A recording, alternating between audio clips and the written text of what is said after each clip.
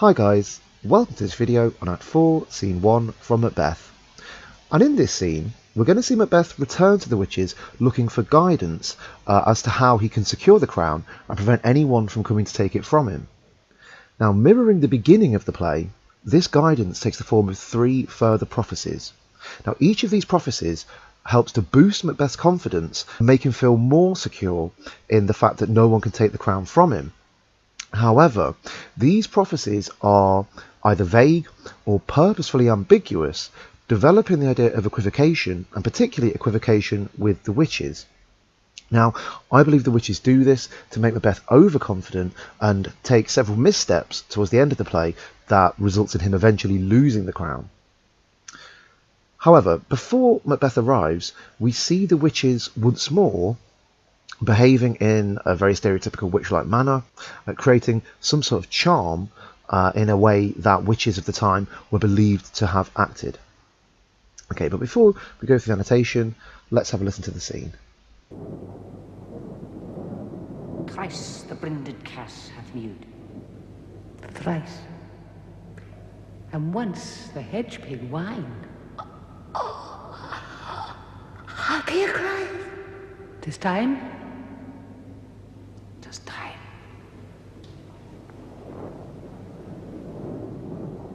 Round about the cauldron go.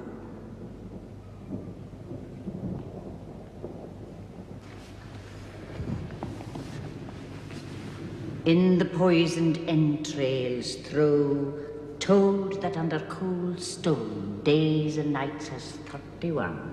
Sweltered venom, sleeping god. Boil thou fast in the charmed pot.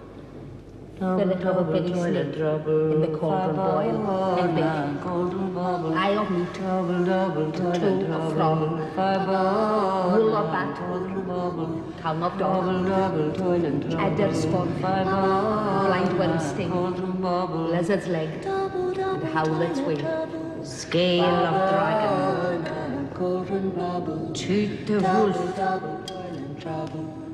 witch's mummy, mow and gulf of the ravine souled sea shark, root of hemlock digged in the dark, finger of birth strangled babe, ditch delivered by a drop.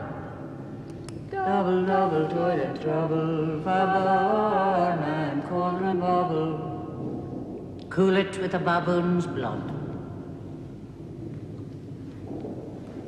Then the charm is firm and good. By the breaking of my thumbs, something wicked is my gums.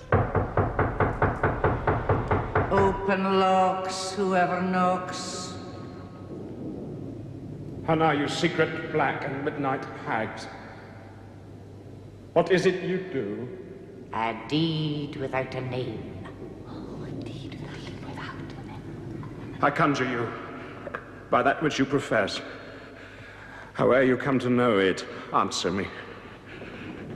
Though you untie the winds and let them fight against the churches, though the yeasty waves confound and swallow navigation up, though bladed corn be lodged and trees blown down, though castles topple on their warders' heads, though palaces and pyramids do slope their heads to their foundations, though the treasure of nature's germens tumble all together even till destruction sicken.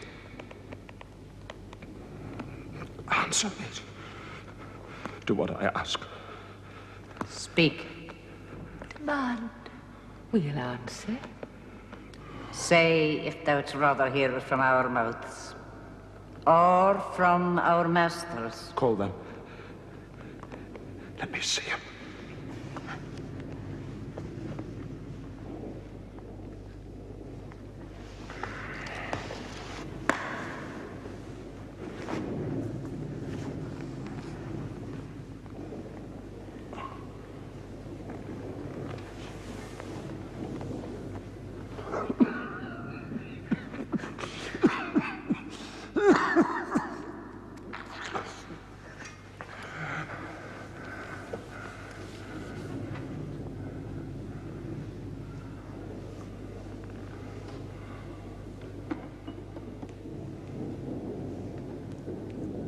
Come high or low, thyself and office deftly show.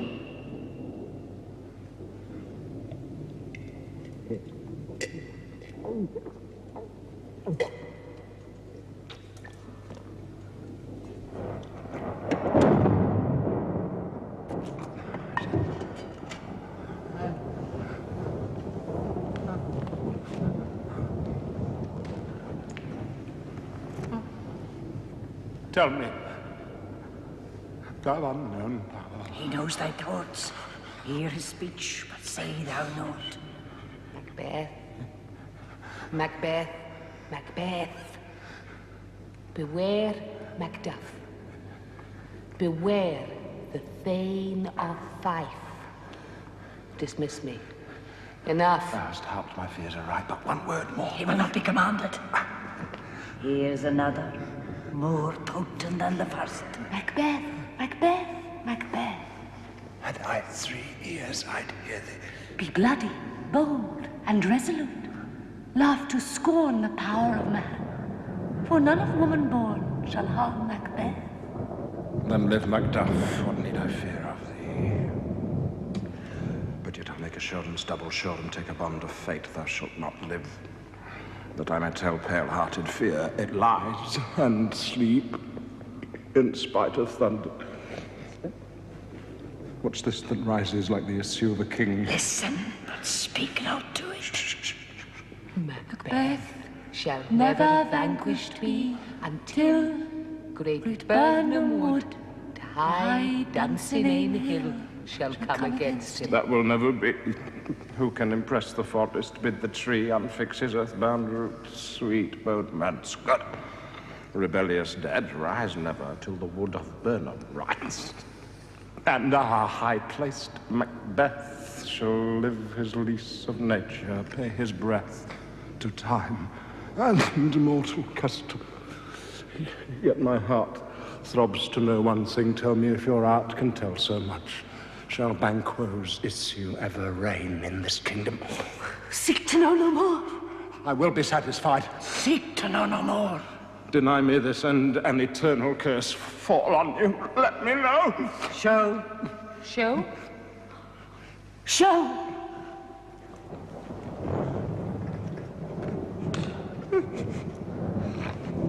Show his eyes and grieve his heart. Come like shadows, so depart. Show his eyes and grieve his heart. Come like shadows, so depart. Show his eyes and grieve his heart. Come like shadows, so depart.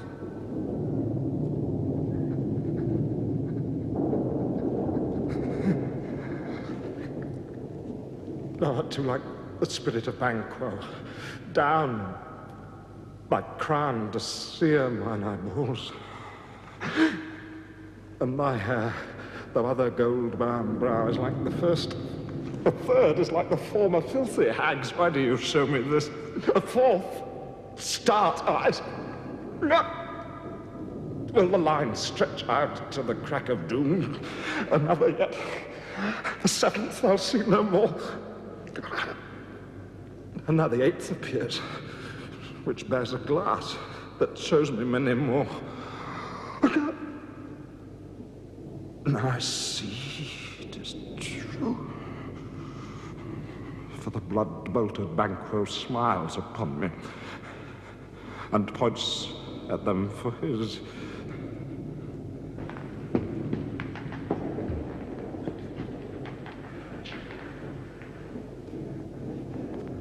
Where are they?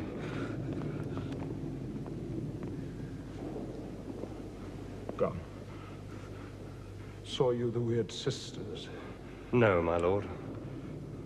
Came they not by you? No, indeed, my lord. Infected be the air whereon they ride. Macbeth is fled to England. Fled to England? Aye, my good lord. Time thou anticipatest my dread exploit. From this moment, the very firstlings of my heart shall be the firstlings of my hand. To crown my thoughts with act, be it thought and done.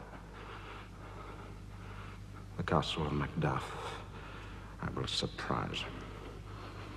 Seize upon Fife, give to the edge of the sword his wife, his babes, and all unfortunate souls that trace him in his line. No boasting like a fool, this deed I'll do before this purpose cool.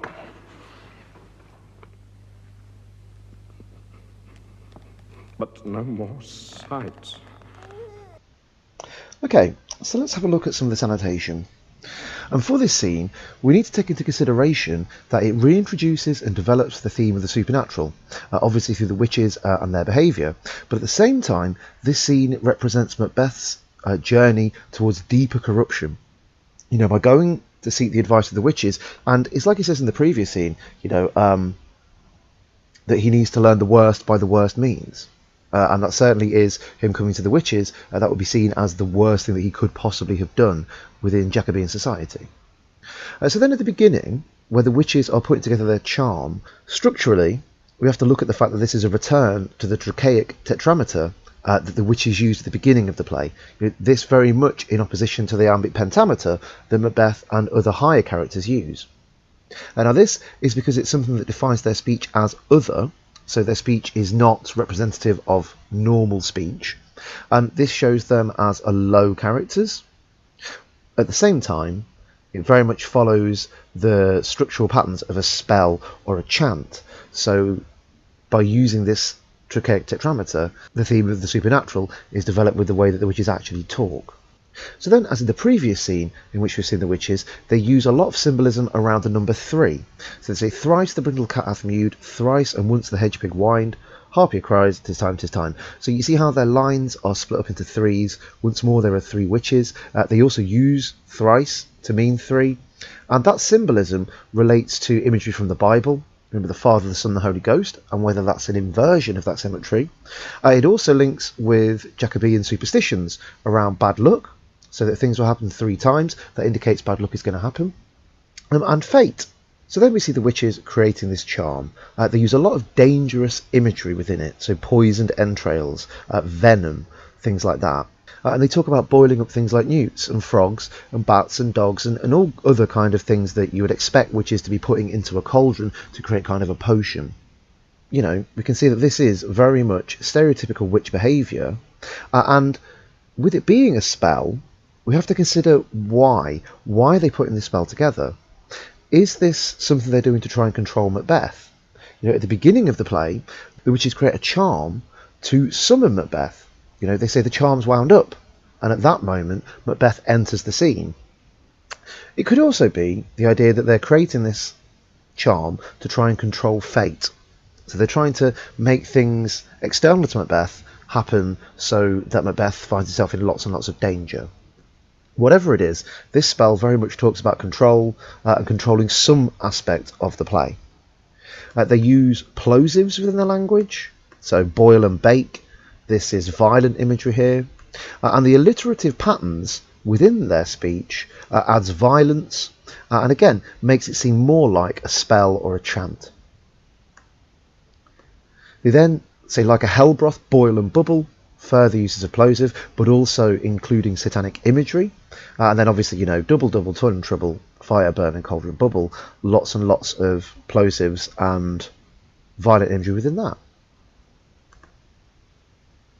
Now I think this is a particularly interesting thing within this charm. They say, finger of a birth-strangled babe. Now this is just a little indication that they are mirroring Lady Macbeth. And do you remember the comment that she made around dashing the brains of a baby in if she promised to murder Duncan? This also, you know, is very much unnatural imagery. The fact of a babe dying at birth is particularly horrific and very unnatural. They refer to the spell as a charm, again backing up the idea of control, but also, you know, some ideas around fate. Just again, like Act 3, Scene 5, this Hecate line, there isn't really anything to say that Shakespeare wrote this, so once more, we're just going to kind of disregard the character of Hecate. We then have a key quotation, the second which says, "By the pricking of my thumbs, something wicked this way comes." Now that something she's talking about is Macbeth. So this could indicate that at this point they know about his crimes, or it could be that they just assume that he's evil because he's come to see them again. But, you know, I think probably the witches knew what Macbeth was going to do because they manipulated him into doing it in the first place. Macbeth greets them with, "How now, you secret black and midnight hags?" So this reference to black and midnight, this once more is the end of light, indicating evil. But just note, Macbeth here uses a rule of 3, secret, black and midnight. So could this kind of foreshadow that Macbeth is coming more around to their way of thinking? Or could this foreshadow that the witches now have full control over Macbeth because he's starting to imitate some of their speech patterns? And we'll see that more as the scene progresses.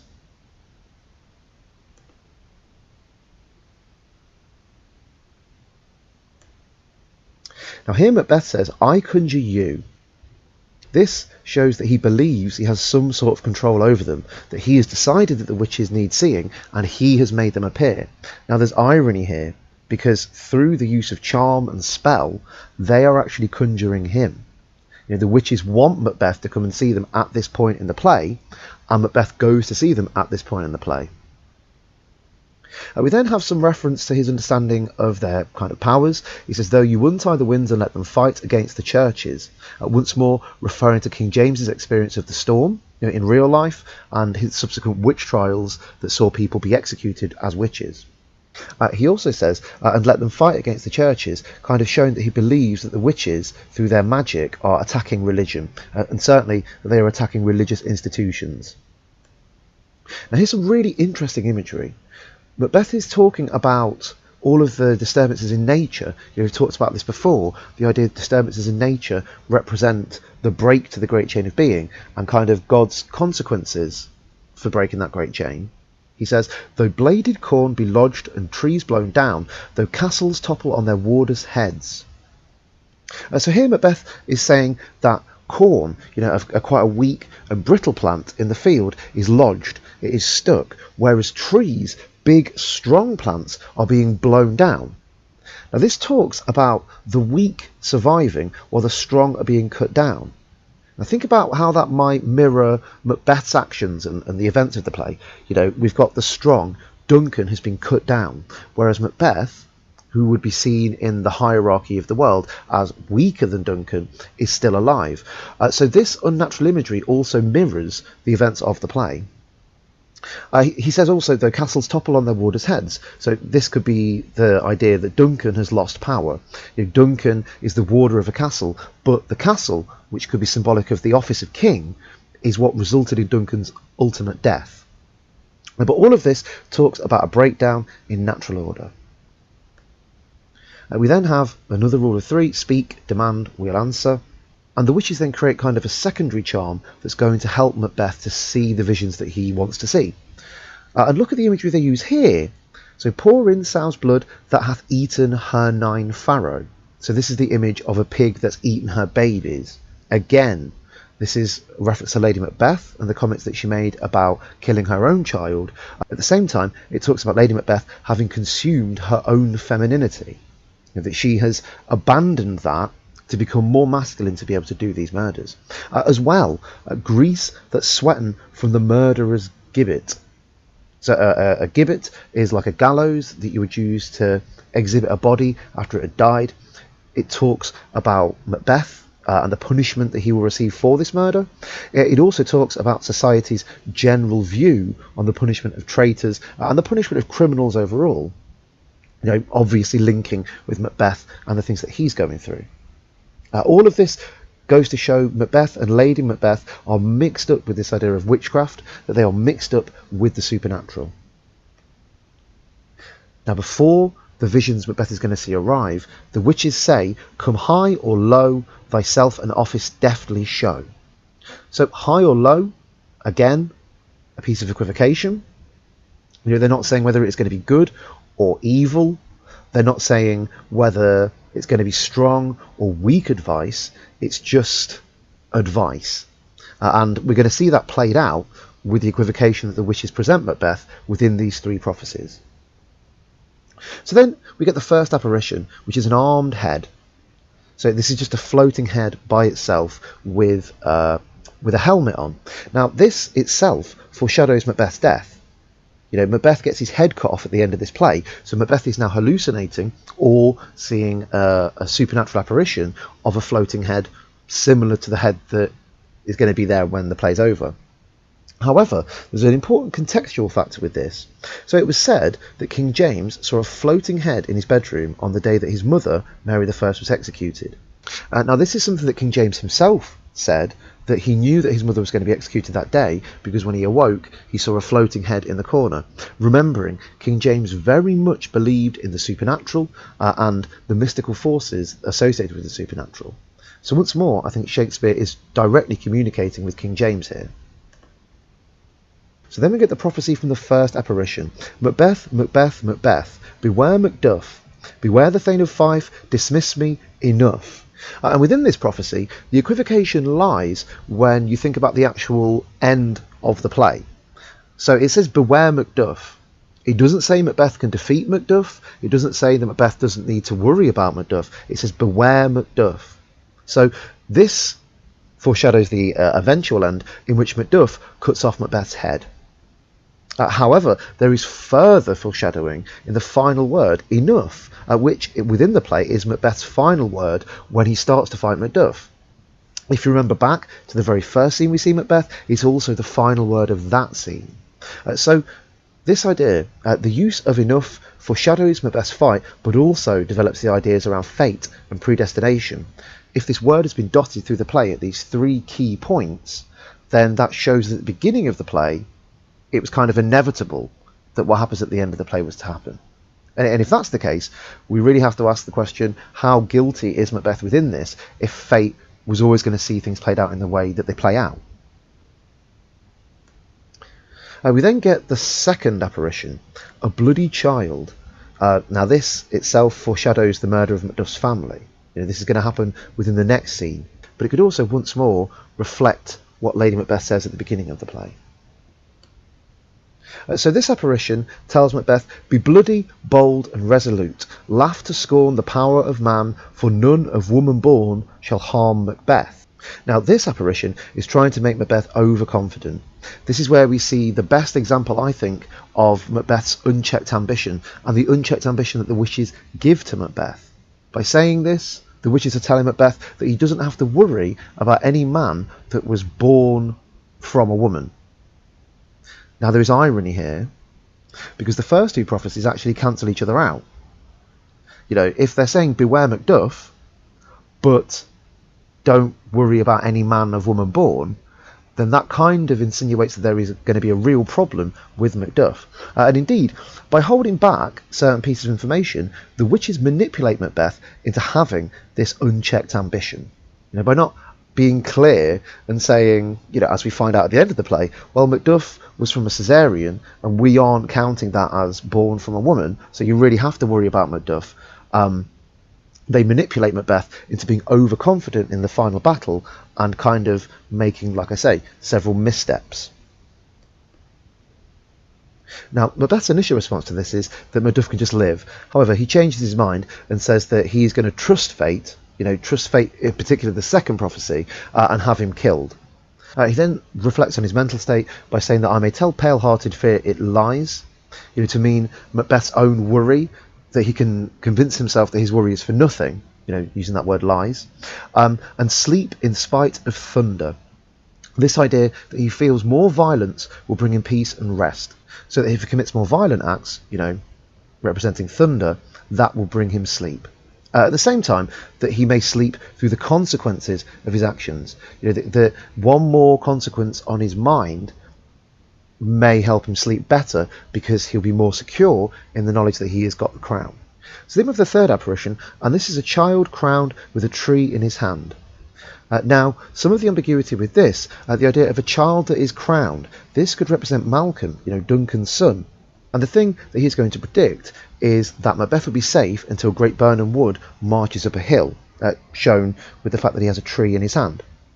And this is ironic because at the end of the play we're going to see Malcolm walking up Dunsinane Hill with a trees in his hand to make it look like the wood is moving. So again, the witches are presenting Macbeth what is actually going to be his downfall, but kind of withholding some of the information.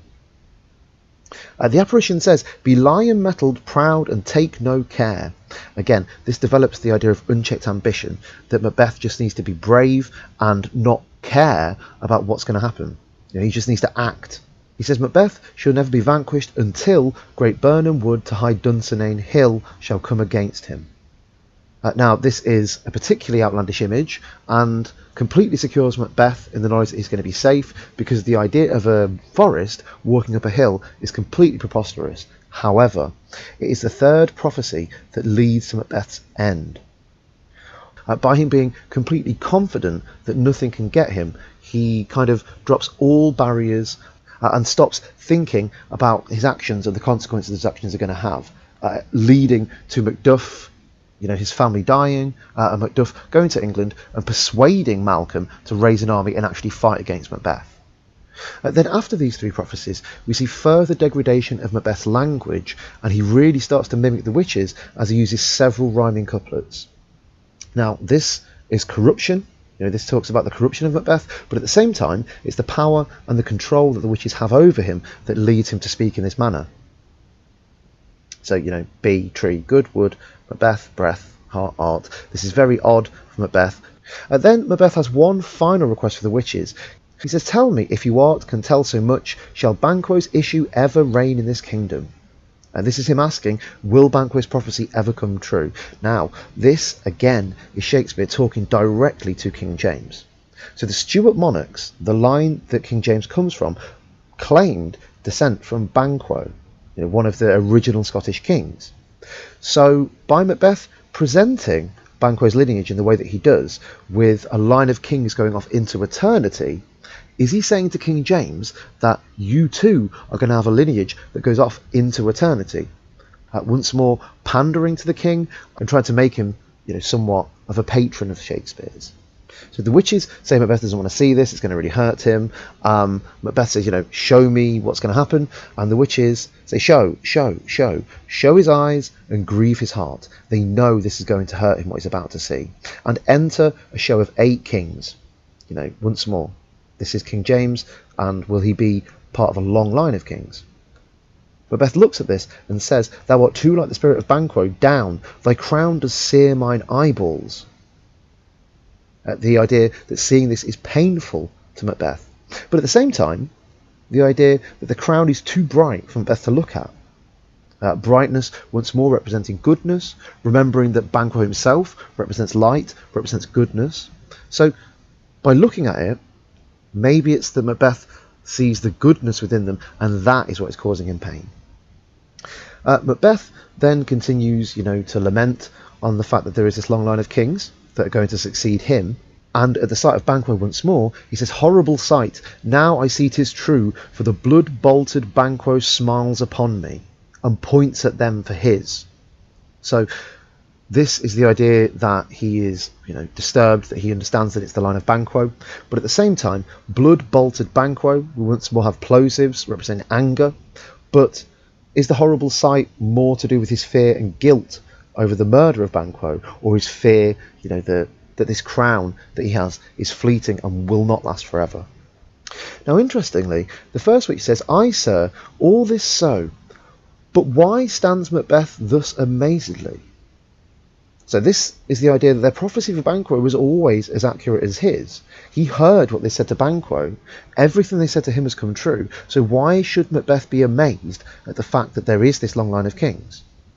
And I think this really links into the fact that Macbeth has kind of selective hearing. He really only takes from the visions what he wants to take. He doesn't actually think about the wider implications of what they are predicting. Because within this scene, through their visions and words, they have told him everything that is going to happen.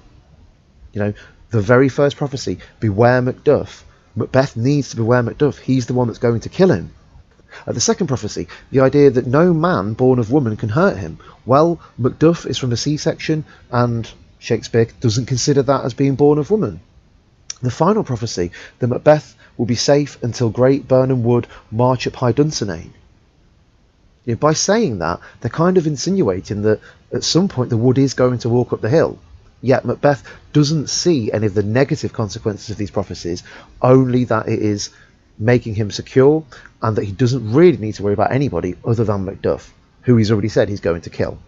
And as I've said in this way, while the witches convince Macbeth that he is invincible, they also reveal his downfall through the visions. He does not see this, though. Through this, you could say that the words and the images themselves work as a form of equivocation. They are neither telling the truth nor neither telling lies. Now, interestingly, consider this. Duncan found it difficult to read men's faces, and in this way, Macbeth finds it difficult to read the true meanings of these prophecies. So could this be just, a little way that he and Duncan are kind of similar? They find it difficult to find the deeper meanings within what they're being told and what they're being presented with. Lennox then appears to try and, he's looking for Macbeth, to try and find him, to try and help. And Macbeth asks him, where have the witches gone? He says, infected by the air whereon they ride, and damned all those that trust them. Showing Macbeth understands really that by trusting the witches it will lead to his ruin. But also, that anybody that works with the witches will be damned by God. We then have Macbeth's final speech of the scene. He says, time, thou anticipatest my dread exploits. This is a massive turning point for Macbeth within this play. This is the point where he stops considering his actions, where he stops planning, and he just starts acting. So by saying, time, thou anticipates my dread exploits, time, I think, really represents thought, and particularly the time it takes to act. He says, from this moment, the very firstlings of my heart should be the firstlings of my hand. To mean that he will act without thought. What he feels is what he's going to do. And particularly consider this word firstlings. So firstlings are the first baby animals on a farm. So every year when you're doing like the lambing season, the firstlings will be the first animals of that year. So is he talking here about new thoughts? Is he talking about unconsidered thoughts? Things that are just flashing into his brain and he's just going to go and do them. He says, and even now, to crown my thoughts with act, be it thought and done. So this is act first, think later. Showing Macbeth now has no caution and he doesn't want to be indecisive anymore. He's just going to act. So now this is a particularly heinous thing Macbeth says. So he says, the castle Macduff I will surprise, seize upon Fife, give to the edge of the sword his wife, his babes, and all unfortunate souls that trace him in his line.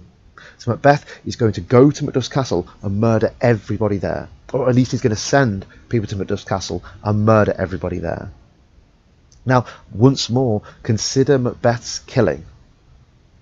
He's now killing women and children, something particularly dishonourable and something that really does not represent Macbeth as a brave character. It's a further degradation of him as a soldier. It's a further degradation of his character overall. And finally, I'd just like to consider this. Macbeth here becomes more impulsive. Why is he becoming more impulsive? Where is the motivation for him to behave in such a way? And what does this say about Macbeth's power and the control potentially that is on Macbeth from the witches? Okay, so that's that for scene 1. I hope you found that useful. I'll talk to you again soon. Bye bye.